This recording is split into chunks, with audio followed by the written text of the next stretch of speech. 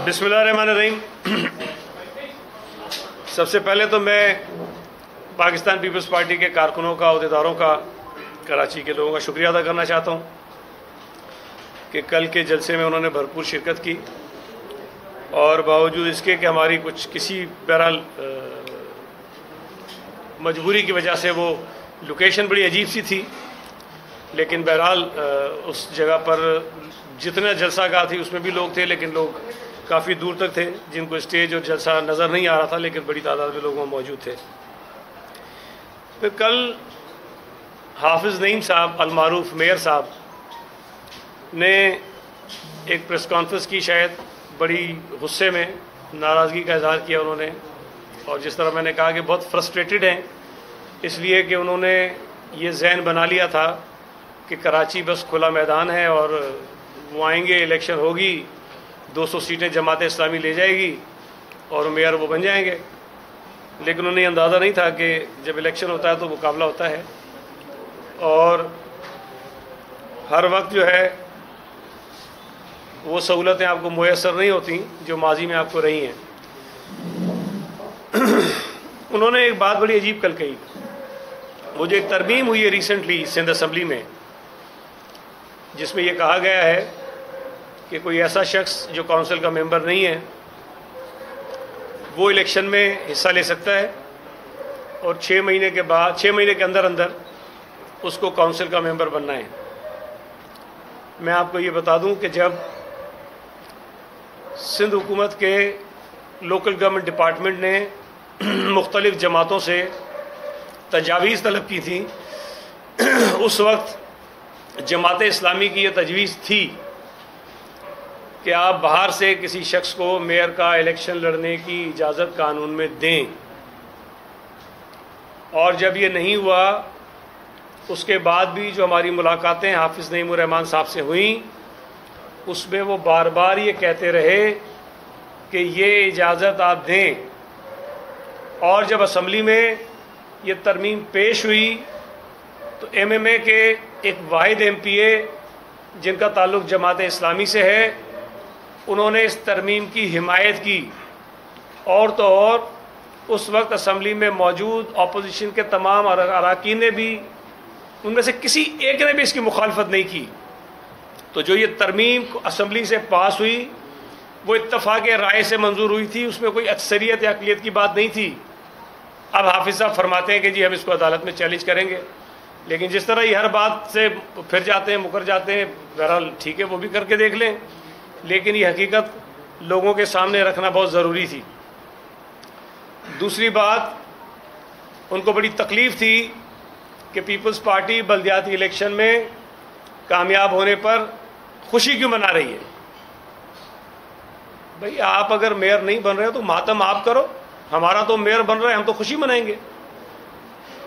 और मैं समझता हूँ कि हमारी खुशी मनाने का जवाज़ बनता है, लेकिन जिस किस्म की नेगेटिव और सिंध दुश्मन बातें वो करते आ रहे हैं और दूसरा एक अल्ताफ़ हुसैन बनने की वो कोशिश कर रहे हैं, उन्होंने कल भी अपनी चेहरे के जो इनके तासुरात थे, जो इनकी बातें थीं, उसी तरह की नफ़रत अंगेज़ थीं। वो ये कह रहे हैं कि कराची में जो मर्दमशुमारी हुई है उसमें पीपल्स पार्टी ने कोई गड़बड़ की और आबादी को कम दिखाया है। हालांकि उनको सब पता है। अब मुसीबत यह है कि नाम जमात इस्लामी है, झूठ इतना बोलते हैं कि जिसकी कोई इंतहा नहीं है। 2017 का सेंसस अगर आखिर तक मुतनाज़ा रहा और अगर 10 साल का जो आईनी एक अरसा है उससे पहले दोबारा सेंसस हुआ तो इसमें सबसे ज़्यादा जो अहम किरदार था वो पीपल्स पार्टी और सिंध हुकूमत का था, चीफ मिनिस्टर मुराद अली शाह का था, कि जिन्होंने किसी सूरत भी 2017 की मर्दमशुमारी को तस्लीम नहीं किया। और ताज हैदर साहब ने तो पूरी किताब लिख दी इसके ऊपर, मर्दमशुमारी में जो ज़्यादतियाँ हुई सूबा सिंध के साथ। जमात इस्लामी तो नहीं लिखी कोई किताब, सिर्फ शोर मचा सकते हैं।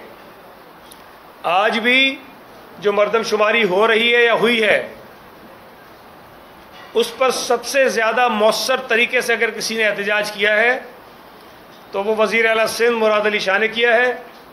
चेयरमैन बिलावल भुट्टो जरदारी साहब तो इस हद तक चले गए थे कि उन्होंने तकरीर करते हुए ये कहा कि अगर सेंसस में हमारे एतराज़ात दूर नहीं किए गए तो वफाकी हुकूमत से अलहदा हो जाएंगे। लेकिन ये बातें शायद हाफिज़ नईमुर रहमान साहब सुनते नहीं, इनके कानों में जाती नहीं हैं ये बातें। ये इस तरह की बातें करके सूबा सिंध में एक मरतबा फिर नफ़रत और तकसीम की सियासत को परवान चढ़वाना चाहते हैं, जिससे बड़ी मुश्किल से जान छूटी हमारी। इनको बड़ी तकलीफ होती है और इतनी नफ़रत से कहते हैं लाड़काना की आबादी इतनी बढ़ गई और कराची की कितनी कम हो गई। भाई अगर लाड़काना की आबादी बड़ी है तो आपको ये देखना चाहिए कि क्या वहाँ की आबादी सही तौर पर शुमार हुई है कि नहीं हुई। कराची की आबादी बढ़ी या कम हुई, आपको बात उसूल पे करनी चाहिए कि क्या उनकी जो गिनती है वो सही हुई या नहीं हुई। मैं उनको ये बता दूं, उनके इल्म में नहीं है शायद ये, क्योंकि ये तो हवाई बातें करते हैं, लोगों के जज्बात से खेलना चाहते हैं। सूबा सिंध के कई शहरों की जो आबादी आज भी दिखाई गई है उस पर आज भी हमें एतराज़ात हैं। उसकी वजह यह है कि पर हाउस जो आबादी काउंट हुई है वो सूबा सिंध में बहुत सारे शहरों की 5 से कम है, और सिंध के अलावा मुल्क के जो दीगर सूबे हैं वहां कई शहरों की आबादी एक घर की 6 से ज्यादा है। इस पे बात नहीं करेंगे। बलोचिस्तान की आबादी 45% बढ़ गई। अगर आपको एतराज है तो उस पर भी करो ना। इनको ये नहीं पता कि जो पहला मरहला गुजरा जिस पे ये बहुत सारे एतराज़ात आए कि कई शहरों की आबादी कम कैसे हो गई तो उसमें सिर्फ कराची और हैदराबाद नहीं थे। वो बलोचिस्तान जिसकी आबादी 45% बढ़ी, उसका जो जो सबसे बड़ा शहर था कोयटा, उसकी आबादी भी कम हुई थी। इस्लामाबाद की आबादी भी कम हुई, लाहौर की आबादी भी कम हुई, फैसलाबाद की आबादी भी कम हुई। तो ये मसाइल पूरे मुल्क में थे। मरदमशुमारी में मजमूई तौर पर जहाँ जहाँ गलतियाँ थीं, जहाँ जहाँ ज़्यादती हुई, आपको सबकी निशानदेही करनी चाहिए। ये बार बार कराची को बुनियाद बना के फिर लाड़काना से कंपैरिजन करके सूबा सिंध के लोगों में नफरतें पैदा करना चाहते हैं। और बातें तो सुने, हम वडेरों को कब्जा नहीं करने देंगे। तुम्हारे बाप का शहर है वह कराची, मेरा शहर है कराची, वकार मेहदी का शहर है कराची, जावेद नागौरी का शहर है कराची, मुराद अली शाह का शहर है कराची, बिलावल भुट्टो जरदारी का शहर है कराची, बेनज़ीर भुट्टो का शहर है कराची। हम कोई हिंदुस्तान से आए हुए लोग हैं, हम इसराइल से आए हुए लोग हैं। हमारे लोग अगर कराची में जीत जाए तो तुम्हें कब्जा लगता है और नफरत अंगेज बातें करते हो, शहर के लोगों में नफरतें पैदा करते हो। ये तर्ज अमल किसी तौर पर भी मुनासिब नहीं है। अगर आप इलेक्शंस में हार गए हो तो आप मान लो कि आप हार गए हो। मैं बार बार कह रहा हूं कि पीपल्स पार्टी का जो नतीजा है कराची का वो हैरत अंगेज नहीं है। जो हैरतनाक नतीजा है वो जमात इस्लामी का है। भाई क्यों नहीं जवाब देते उस बात का कि 2002 के इंतखाबात के बाद जमात इस्लामी आसमान में कहीं उड़ गई थी, जमीन में दफन हो गई थी? कहां थी जमात इस्लामी? 2008 में कितनी सीटें ली आपने कराची से? 2013 में कितनी ली आपने? 18 में कितनी ली आपने? जिमनी इलेक्शन में कितनी ली आपने? बल्दियाती इलेक्शन 2015 में कितनी सीटें जीती आपने? पूरा सूबा सिंध में इलेक्शन में कितनी सीटें जीती आपने? आप कहीं भी नहीं है। आप अचानक से इस 2023 के इलेक्शंस में निकल कर आ गए हैं और आपने आके 87 सीटें ली। शुक्र अदा नहीं करते हो अल्लाह का? डिस्ट्रिक्ट सेंट्रल में तुम्हारी एक सीट नहीं थी, 45 में से कोई 38-39 तुम जीत गए हो, शुक्र अदा नहीं करते हो। कुरंगी में तुम्हारी एक सीट नहीं थी, आज अगर तुम 21-22 जीत गए, शुक्र अदा नहीं करते हो। डिस्ट्रिक्ट ईस्ट से तुमने 18 सीटें जीती, शुक्र अदा नहीं करते हो। पीपल्स पार्टी तो जहां से जीती है भाई वो हमारे इलाके हैं, बुरे से बुरे हालात में भी हम वहां से जीतते रहे। उस पर हैरत होती है कि कैसे जीते। वो धांधली का इल्जाम लगाते हैं। आप गए थे ना इलेक्शन कमीशन में भाई, आप गए थे ना इस्लामाबाद हाईकोर्ट में, और मैंने आपको बताया कि इस्लामाबाद हाईकोर्ट का फैसला आया तो उन्होंने ट्वीट किया हक की फतह हो गई। तो मैंने इनको बताया कि फैसला तुम्हारे खिलाफ आया है, इनको यह भी नहीं पता था। फिर उसी फैसले के खिलाफ इस्लामाबाद हाईकोर्ट में इंट्रा कोर्ट अपील की उन्होंने। भाई तुम्हारे हक में था तो अपील क्यों की तुमने? इतनी झूठ बोलते हैं, इतना धोखा देते हैं, इतना दगा देते हैं, इतनी मुनाफिकत करते हैं। ये कोई तरीकेकार है भाई? इलेक्शन हुआ है, ठीक है, हमारी सीटें तुमसे ज्यादा हैं, तुमने अगर पीटीआई से बात की है, तुम कहते हो, तुम मैं कोशिश करो, तुम्हारा हक है भाई, तो बनाओ। लेकिन मैं आपको कह रहा हूं हाफिज साहब, आपके हाथ में मेयर बनने की लकीर नहीं है। आप जमात इस्लामी पाकिस्तान के अमीर तो बन सकते हो जिसकी आपको ख्वाहिश है, लेकिन जो मेयर कराची बनने की आपकी ख्वाहिश है वो लकीर आपके हाथ में नहीं है। तो मेहरबानी करें, जो अल्लाह ताला ने आपके नसीब में लिखा है उसी पे इक्तफा कीजिए।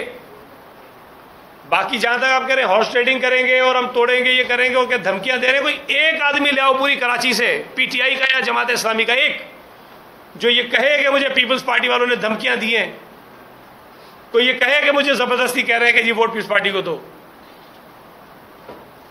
भाई मैं तफसील में जाना नहीं चाहता हूं हाफिज साहब, अपने बंदे पूरे नहीं होंगे आपके, आपके लोग आपको पसंद नहीं करते हैं। जो नफरत की सियासत आप कर रहे हो वो जमात इस्लामी के लोग भी पसंद नहीं करेंगे। मैं तो सवाल करना चाहता हूं सिंधी बोलने वालों से जो जमात इस्लामी में, पूछें इनसे कि ये नफरत क्यों पैदा करना चाहता है। ये अगर पीपल्स पार्टी का मेयर कराची में आता है तो उसको क्यों कहता है कि इस शहर के ऊपर कब्जा नहीं करने देंगे, हम इलेक्शन जीत कर आए, लोगों ने हमें वोट दिया है, हम जीते तो कब्जा है, तुम जीते तो बल्ले बल्ले। ये कोई तरीकेकार है? हम इसकी बिल्कुल मजम्मत करते हैं। और सवाल यह है, जवाब इनको देना चाहिए। ज़कात के पैसे, खैरात के पैसे जो लोगों से लेते हैं वो अपनी इलेक्शन के मुहिम के अंदर उन्होंने इस्तेमाल किए हैं। जो लोग जमात इस्लामी को खुदा के रास्ते में खर्च करने के लिए पैसे देते हैं, इमदाद देते हैं, इनसे पूछें कि रमजान में लोगों को राशन दिया, जो स्कूल चलाते हैं जहां बच्चों को मुफ्त पढ़ाया जाता है, जो और फलाई काम करते हैं, उन लोगों से उन फलाई कामों के बदले में वोट क्यों मांग रहे हैं? ये क्यों मांगे इन्होंने? ये अरबों रुपए जमात इस्लामी ने जो बल्दियाती इलेक्शन में मुहिम पर खर्च किया है, इनसे पूछा जाए कि वो पैसा कहां से आया है। सारा अल खिदमत का पैसा है, सारा अल खिदमत का पैसा है। लोगों को राशन देते हैं, कहते हैं वोट हमें देना। शनाख्ती कार्ड लिए राशन के नाम पे और उन शनाख्ती कार्डों के जरिए वोट डलवाते हैं। मैंने बार बार कहा कि मुंह मत खुलवाओ, तुम्हें वोट नहीं पड़ा इस तरह। ये जो तुम लोगों ने ड्रामेबाजियां की है, जो जालसाजियां की, हमारे इल्म में है वो भी। लेकिन मैं फिर कहता हूं कि इलेक्शन हो गया, तुम्हें जो 87 सीटें मिली हम मानते हैं भाई, हमारी 104 है वो मानो, और अगर पीटीआई के 63 तुम्हारी तरफ आते हैं तो बनाओ मेयर अपने आप को। लेकिन अगर तुम्हारे पास अक्सरियत नहीं बनती तो ये रोना धोना छोड़ो भाई, नसीब का लिखा इस बात को समझो कि तुम मेयर नहीं बन सकते हो। हमारी आज भी ख्वाहिश है, जब कराची की तुम इतनी हक की बात करते हो, कराची के लोगों के मसाइल की बात करते हो, तो हम कराची के लोगों के मसाइल मिलजुल कर हल करना चाहते हैं। लेकिन ये नहीं हो सकता कि तुम नए अल्ताफ हुसैन बनने की कोशिश करो और हम कहें कि हम नए अल्ताफ हुसैन को फिर दूध पिलाएंगे, मजबूत करेंगे। नहीं करेंगे, हम बेनकाब करेंगे, उसको एक्सपोज करेंगे। उसको जो नफरत की सियासत करेगा उसको लोगों के सामने हम उसको एक्सपोज करेंगे, बताएंगे दुनिया को कि ये कराची शहर का दुश्मन है, ये कराची में अमन का दुश्मन है, ये सुबह सिंध में अमन का दुश्मन है। दूसरी थोड़ी बात मैं इमरान खान पे कर लूँ, फिर उसके बाद आपके सवाल ले लेते हैं। आज मैंने वो अखबार में पढ़ा, वो कल शायद फरमा रहे थे फितने साहब, बल्कि अब तो उसका नाम जमानत खान होना चाहिए। जो जमानत खान है वो ये कह रहा था कि जलाओ घेराओ मेरा फलसफा नहीं है। सुभान अल्लाह, कह रहा है मैं तो जेल में था, और जेल में नहीं था भाई, रेस्ट हाउस में था। ये मैं तो जेल में था, मुझे क्या पता शहर मुल्क में क्या हो रहा था। इसके कहने में कुछ नहीं हुआ। गिरफ्तारी से पहले जो वीडियोस देता रहा, जो बयान देता रहा, वो कौन थे भाई? वो कौन कह रहे थे कि बाहर निकलना, सड़कों पे निकलना? मुझे ये बताइए कि शाह महमूद कुरैशी से कहा गया कि मजम्मत करो, हंगामे हो रहे थे, आग लगी हुई थी, नहीं की। इमरान से कहा बंदियाल पंचायत ने कि मजम्मत करो, नहीं की। फिर जब जमान टाउन पे अदालत का वारंट रिसीव कराने के लिए पुलिस गई थी, जब वहां बम फेंके गए थे, हमले किए गए थे, गोलियां चलाई गई थी, पुलिस की गाड़ियां जलाई गई थी, पुलिस के एहलकारों को जख्मी किया गया था, एसएसपी जख्मी हुए थे, फिर अगर इमरान की मंतक मान लें तो वो ये कहेगा मैं तो जमान टाउन में नहीं था, बुशरा बीबी थी, फिर उसने करवाया था सारा। ये इस्लामाबाद में ये जब लेकर आ रहे थे एक नाकाम तरीन लॉन्ग मार्च, सुप्रीम कोर्ट ने इनको कहा कि F9 पार्क पे जाके करो, उस वक्त भी इनको फैसिलिटेट किया, सहूलतकारी की। ये फितना, ये जमानत खान बजाय F9 पार्क के जाने के ये कॉन्स्टिट्यूशन एवेन्यू पे आए, आग लगा दी इस्लामाबाद को पूरे को। अदालत में तौहीन अदालत की दरखास्त गई, बंदियाल कोर्ट कहती है, पंचायत कहती है कि मेरे शहजादे को, मेरे लाडले को शायद पता नहीं होगा कोर्ट के ऑर्डर का। बंदियाल के शहजादे ने जो तबाही फेरी इस्लामाबाद में, आज तक उस पर तौहीन अदालत का जो केस पड़ा हुआ है उसकी सुनवाई नहीं हो रही है। बंदियाल पंचायत ने अपने शहजादे के खिलाफ तौहीन अदालत का केस चलाने से पहले यह कहा कि तमाम जो इदारे हैं, एजेंसीज हैं, उनकी रिपोर्ट्स मंगा लें कि मेरे शहजादे को यह सुप्रीम कोर्ट का ऑर्डर पता भी चला था कि नहीं पता चला था। वो रिपोर्टें शहीद जुल्फकार अली भुट्टो के कत्ल के रेफरेंस की तरह सुप्रीम कोर्ट के किसी तहखाने में पड़ी हुई हैं, और वो आदमी जिसके ऊपर तौहीन अदालत लगनी चाहिए, बंदियाल साहब फरमाते हैं good to see you here. मेरा ख्याल है ये सासूबा का पैगाम था जो उसको दिया गया। ये तर्ज अमल अगर एक दहशतगर्द के साथ होगा, एक तखरीबकार के साथ होगा, एक शरपसंद के साथ होगा, एक ऐसे आदमी के साथ होगा जिसने GHQ पर हमला करवाया है, जिसने मियांवाली में एयरबेस पर हमला करवाया है, जिसने कायदे आजम मोहम्मद अली जिन्ना के घर को जलवाया है, कोर कमांडर के घर को अटैक करवाया है, जिसने स्कूलों को आग लगवाई है, जिसने मसाजिद को नुकसान पहुंचाया है, जिसने सिक्योरिटी इंस्टॉलेशन पर हमले करवाए हैं, उस आदमी को बंदियाल पंचायत जाते जाते एक और पैगाम देके कहती है कि wish you all the best. मतलब तुमने जो आग लगाई है मुल्क में, जाओ और करो, खैर है, तुम तो शहजादे हो, चहीते हो, लाडले हो हमारे। मैं ये समझता हूं कि ये इसलिए हो रहा है कि जब इसने 2014 में सिविल नाफरमानी की तहरीक चलाने की बात की, लोगों को उकसाया था कि बिजली के बिल मत दो, टैक्सेस मत दो, ओवरसीज पाकिस्तानीज को कहा था कि रेमिटेंसेस बैंकों के थ्रू मत भेजो। लोगों को उकसा रहा था। वो उस वक्त कह रहा था कि आईजी इस्लामाबाद में तुम्हें फांसी पे लटकाऊंगा। जब उस वक्त ये थानों पे हमले करवा रहा था, इसको नहीं पूछा गया तो इसको इतनी हिम्मत और हौसला हुआ कि इसने पूरे मुल्क में, पाकिस्तान की तारीख में किसी सियासी जमात ने इस किस्म का एहतजाज नहीं किया। किसी सियासी जमात ने, बशमूल MQM के, जिसके ऊपर बहुत शदीद तरीन इल्जाम थे, उसने भी ये काम नहीं किए। ये उनसे भी आगे निकला है।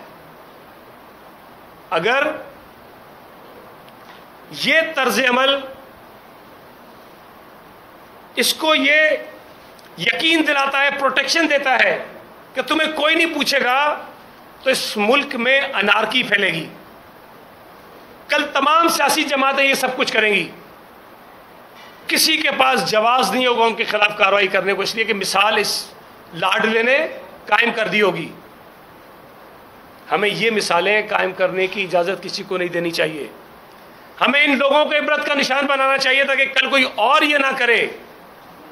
मैं बार बार पता नहीं कब से कह रहा हूं, और मैं बार बार कहता था कि मुझे ये अल्फाज इस्तेमाल करते हुए खुशी नहीं होती एक सियासी वर्कर होने के नाते, कि इमरान खान इस वक्त पाकिस्तान के लिए सबसे बड़ा सिक्योरिटी थ्रेट है।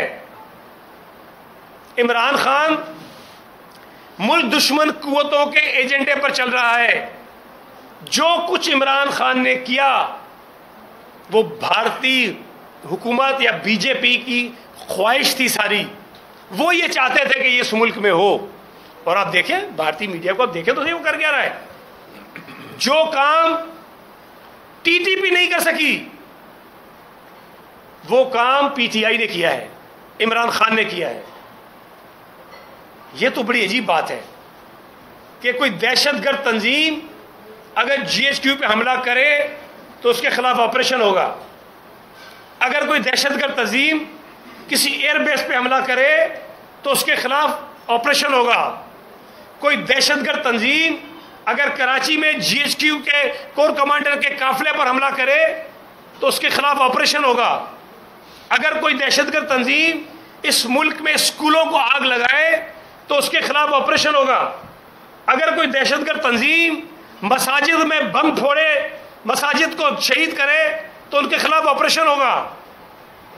लेकिन ये लाडला जो मर्जी करवा ले, इसको उन दहशतगर्द तंजीमों से भी आगे बढ़कर जो है वो कहीं इस किस्म की सहूलत, खुदा का खौफ करें। कोई इस्लामाबाद हाईकोर्ट के ऑर्डर तो देखे, ठकाठक जमानते यार, धड़ाधड़ जमानते। ऐसे तो किसी बेगुनाह आदमी को अगर पकड़ा जाता है ना, उसको भी नहीं मिलती जमानत। खुर्शीद शाह का केस नहीं लगता था, जमानत का केस नहीं लगता था, देना तो दूर की बात है।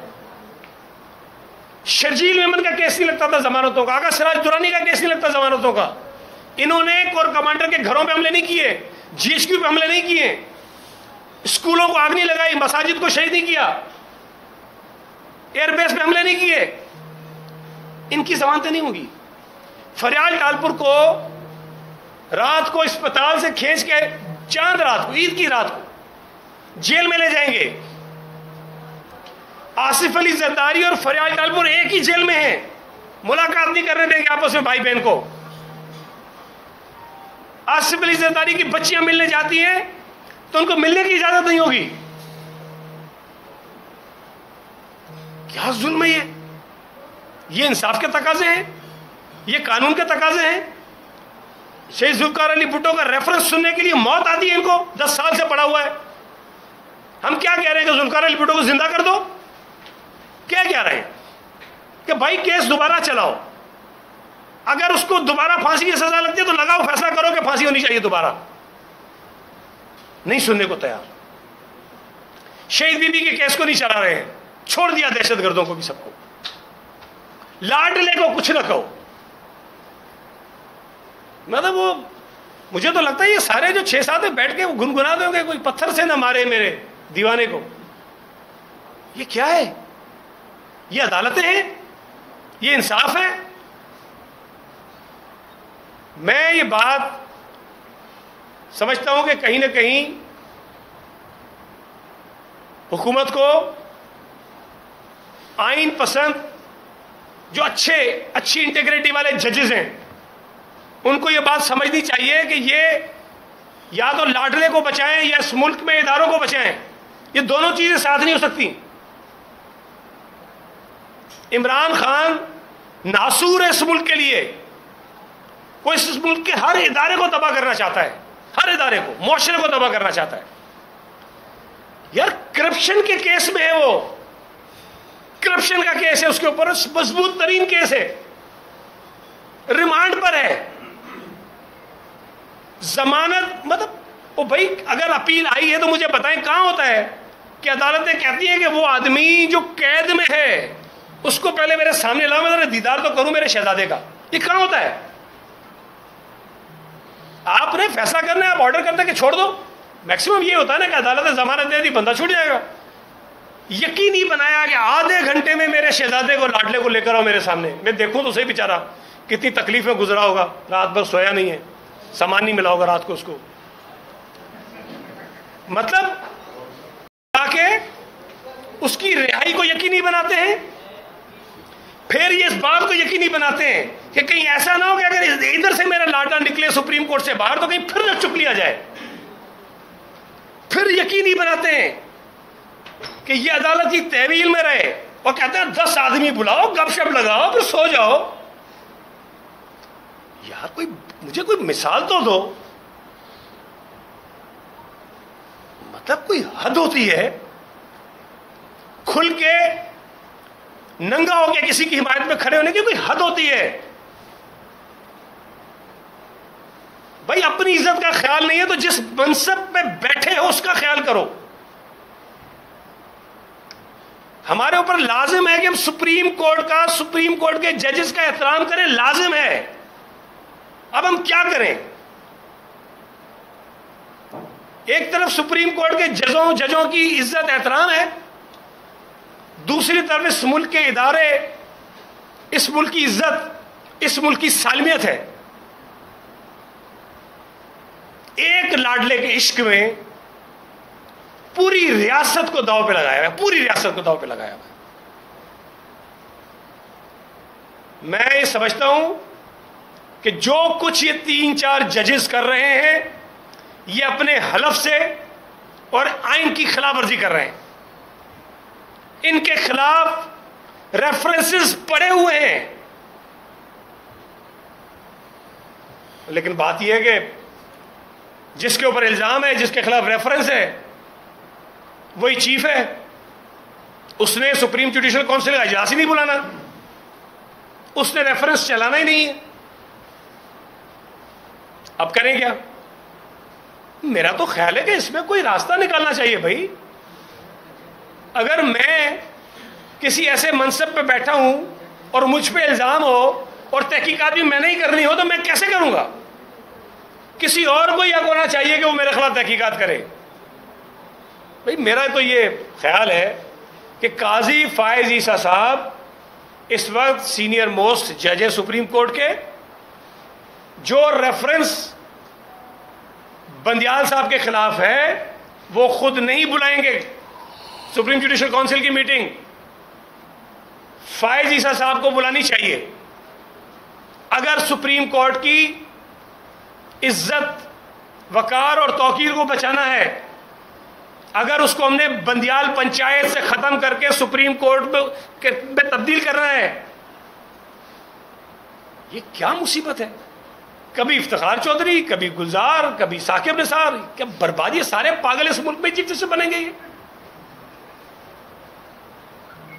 मतलब कोई एक आदमी मुझे बताओ ये चीफ जस्टिस बनने के लायक थे सारे? अब ये नया बंदियाल भी उसमें शामिल हो गया। हर आदमी अपनी कैटेगरी का अलग ही पागल है। इफ्तिखार चौधरी ने इस मुल्क को जितना नुकसान पहुंचाया, अगर कोई वजीर आजम, कोई वजीर, कोई चीफ मिनिस्टर ये करता और अरबों डॉलर का जुर्माना लगता मुल्क पे, तो फांसी पे लगाते वजीर आजम को। इफ्तिखार चौधरी को पूछते नहीं है कोई, लाओ जेलों में डालो इनको सबको। ये सारे खबीस लोग हैं जिन्होंने मुल्क की इज्जत को बर्बाद किया, मुल्क के इदारों को बर्बाद किया, मुल्क के वकार को बर्बाद किया।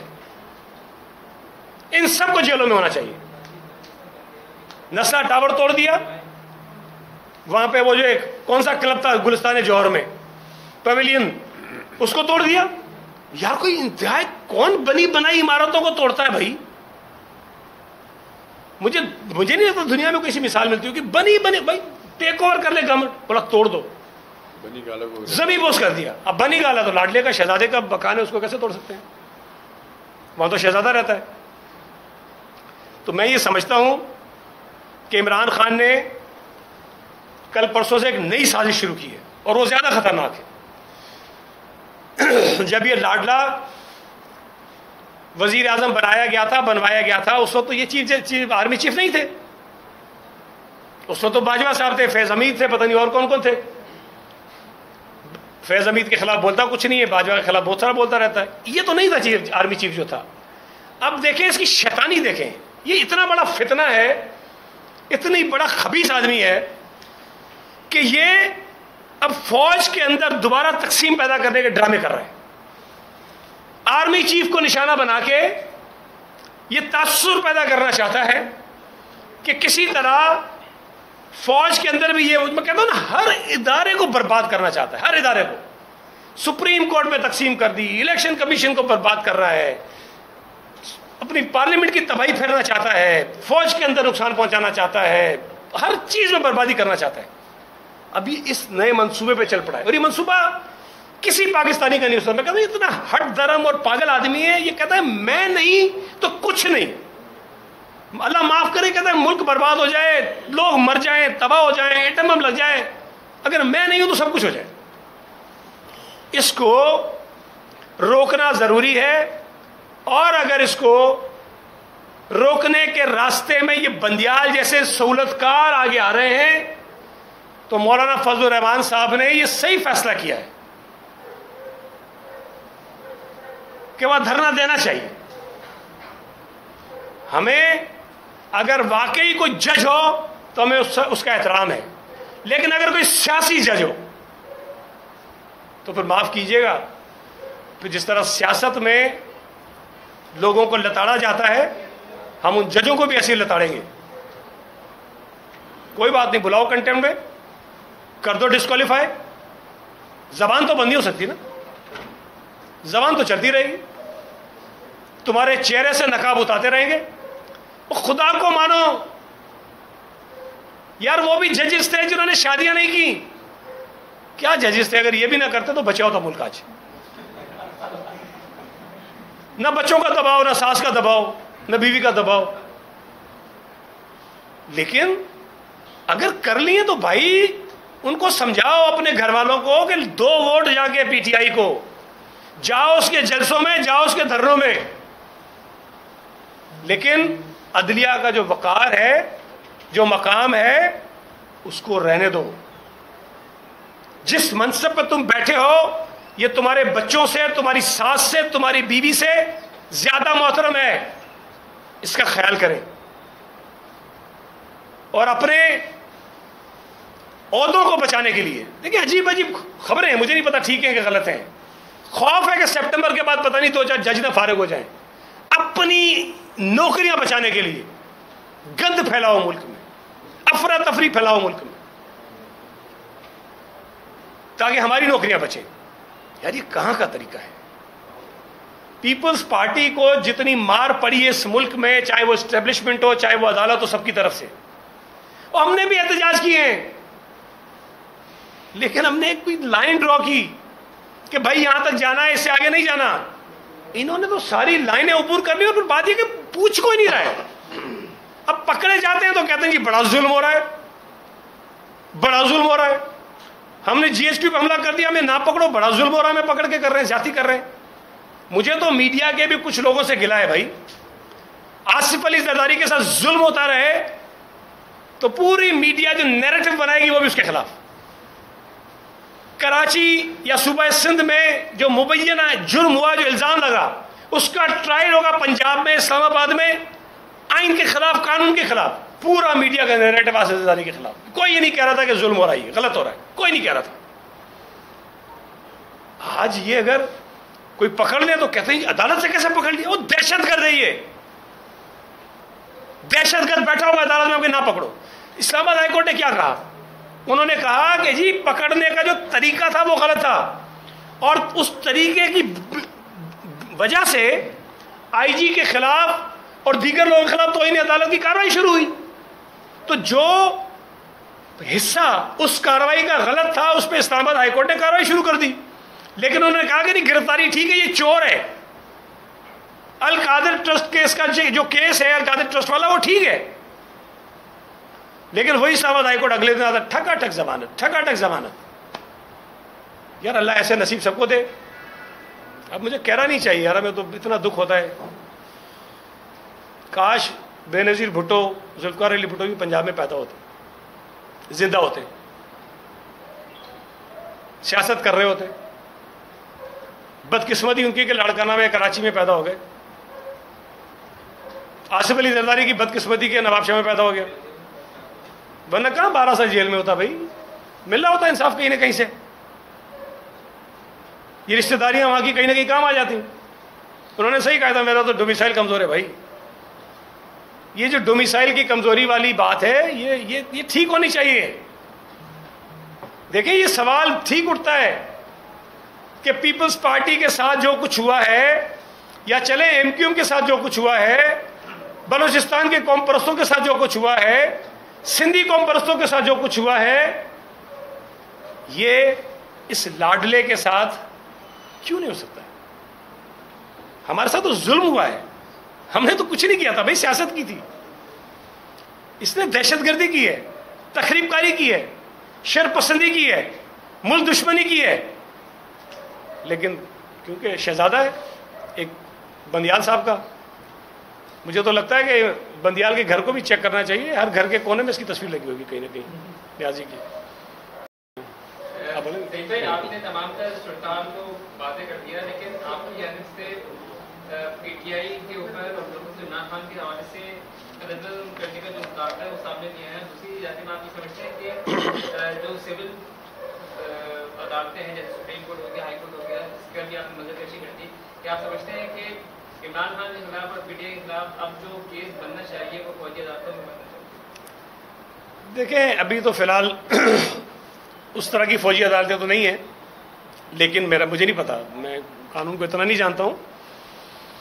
जीएचक्यू पे अटैक हो तो मुझे नहीं पता क्या उसका केस वहाँ चल सकता है कि नहीं चल सकता। सिविलियन का ट्रायल होता तो है, लेकिन देखिए बुनियादी चीज़ क्या है। पीटीआई पे पाबंदी एक बात की बात है, अभी मैं उस बहस में नहीं जाना चाहता हूँ, लेकिन भाई जो अभी उसने जुर्म किया है, जो इस मुल्क में कानून नाफिज है, उस कानून के तहत तो कार्रवाई करो ना उसके खिलाफ यार। मतलब जेल तो अभी गया ही नहीं है ये लाडला, ये जेल गया ही नहीं है। एक रात गेस्ट हाउस में गुजारी है, गेस्ट हाउस में। अगर फोन की सहूलत थी तो हो सकता है और सहूलतें भी हो उसको। उसकी बिना पर इतनी बेचैनी थी कि सामने बुलाओ, फौरन छोड़ो। लेकिन जो आपका सवाल है, मैं सिर्फ ये कह रहा हूं कि जो कानून इस मुल्क का कहता है ना, मुल्क को आग लगाने पर,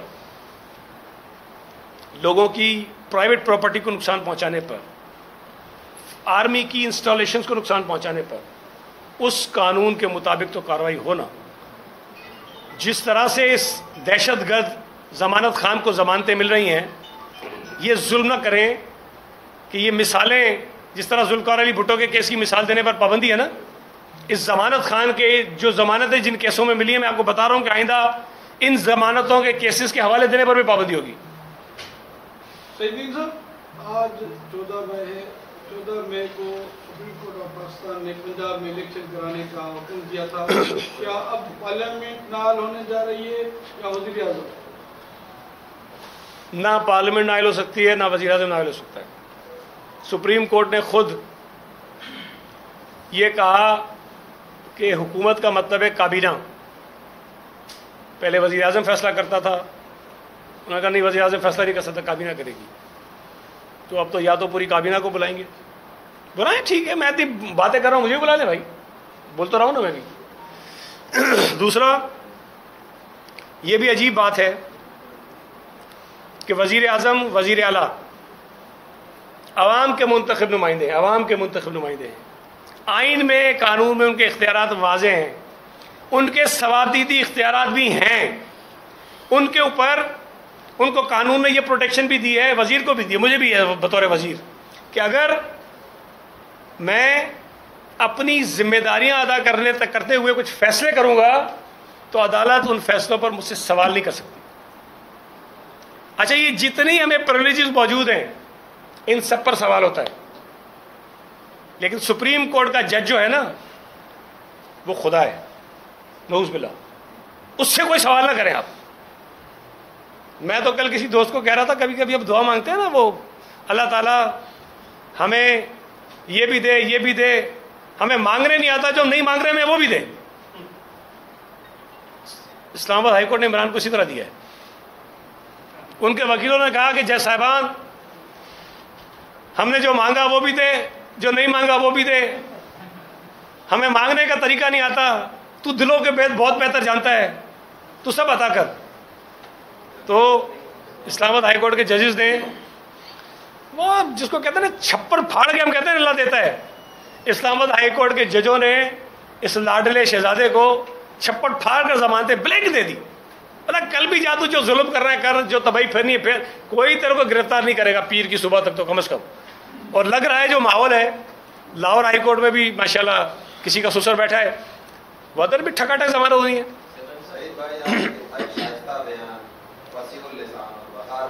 क्या बात है,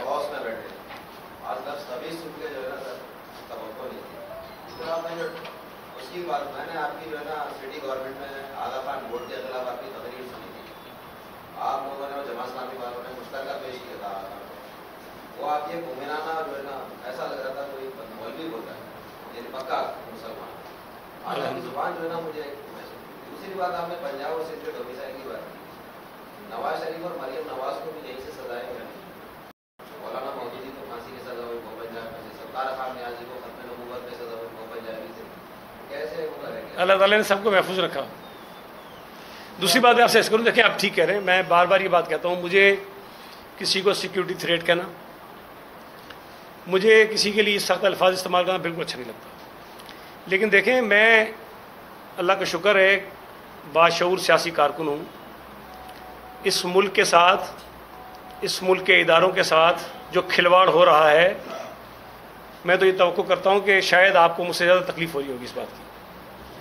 क्या सुप्रीम कोर्ट को या हाई कोर्ट को इस तरह से ट्रीट करना चाहिए करप्शन में गिरफ्तार शख्स के साथ?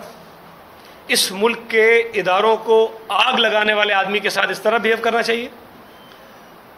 मैंने तो बातें की ना मुंह से, हो सकता है मुझे नोटिस हो जाए, इमरान को नहीं होगा, उसको नहीं पूछेंगे।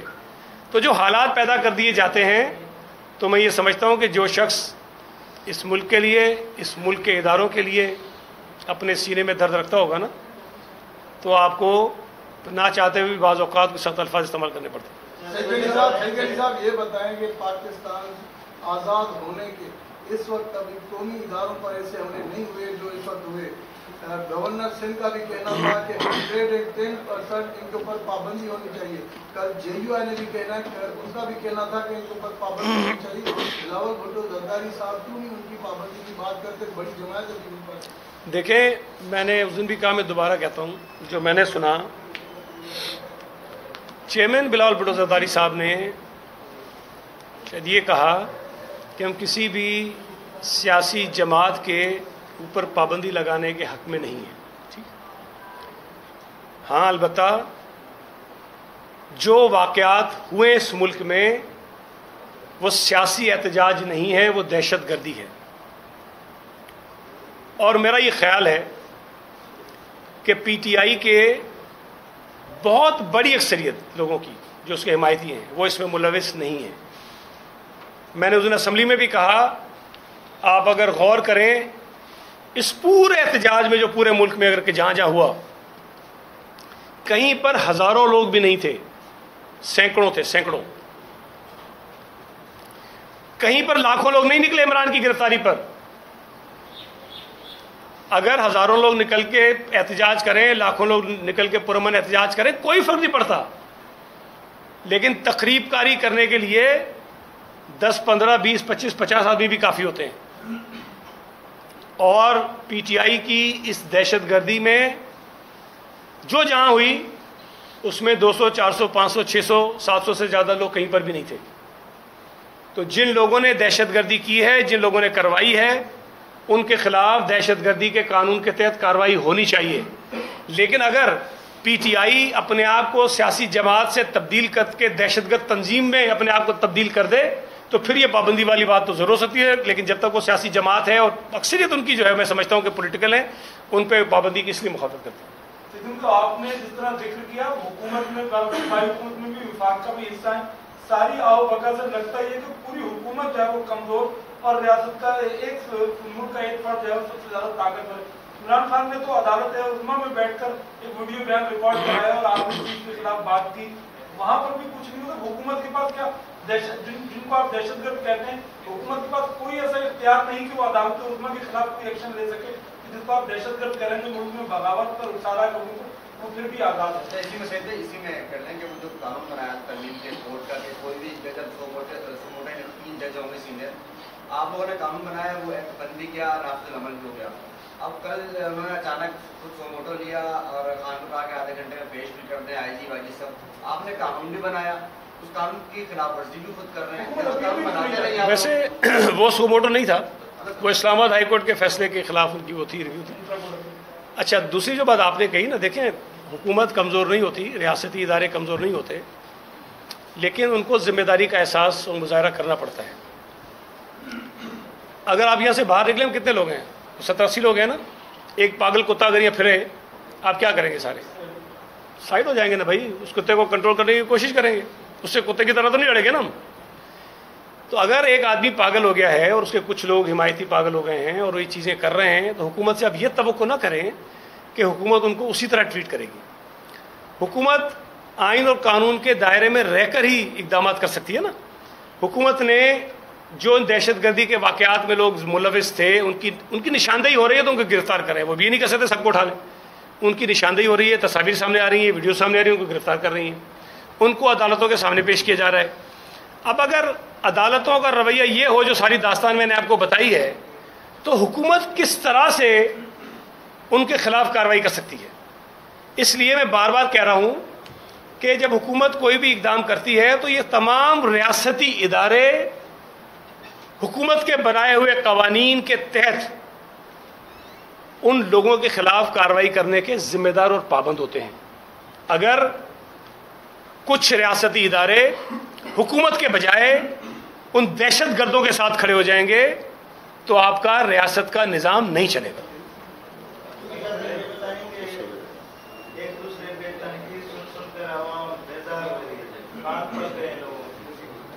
कराची से कश्मीर तक जो संदेह वो डाकुओं के हवाले किया गया है, हर रोज यहाँ पे माओ को, बच्चों को लूटा जाता है, मारा जाता है, कोई गटर में गिर के बच्चा बहुत हो जाता है। इस हवाले से लोग बेरोजगार खुदकुशियाँ कर रहे हैं। इस हवाले से सिंध हुकूमत की क्या हिकमत है? देखिए, मैं आप मेरी बात सुने, आप बिल्कुल ठीक कह रहे हैं, ये मसाइल हैं और इन मसाइल को हल करना भी हुकूमतों की जिम्मेदारी में शामिल है। लेकिन जो सूरत हाल पूरे मुल्क में बनती है, देखिए खुदा ना खास्ता अगर पूरे मुल्क में अनारकी पैदा हो जाती है और जिस किस्म की कोशिश PTI और इमरान खान कर रहा है, तो उसमें पूरा आपका सिस्टम ही फेल हो जाता है, चल ही नहीं सकता। तो ये जो सारी बातें आप कह रहे हैं, ये तो उस वक्त हुकूमत इनको टैकल करेगी ना जब हुकूमत अपने जो भी आईनी दायरा कार उसके मुताबिक आगे चलेगी। जब उसके रास्ते में रुकावटें होंगी, जब मुश्किलात पैदा होंगी, अब तो मेरा ख्याल है ये जो बातें आप कह रहे हैं, डाकू को भाई कौन पकड़ेगा? डाकू को अगर कोई डाकू जाकर हाईकोर्ट के अंदर बैठ जाएगा, आप उठा सकते हैं उसको? कोई कातिल और कोई दहशत के जाके बैठ जाएगा हाईकोर्ट की इमारत के अंदर कोने में कहीं, आप नहीं उठा सकते उसको। देखें, PTI फिलहाल एक सियासी जमात है, सियासी जमातों पर पाबंदी लगाने के हम हक में नहीं है, उसका कोई फ़ायदा ना माजी में हुआ है ना हम समझते हैं कि आइंदा होगा। लेकिन अगर PTI दहशतगर्द जमात पे कन्वर्ट हो जाती है तो फिर उसके बाद ज़ाहिर है दहशतगर्द जमातों में पाबंदियाँ भी लगती हैं। Thank you.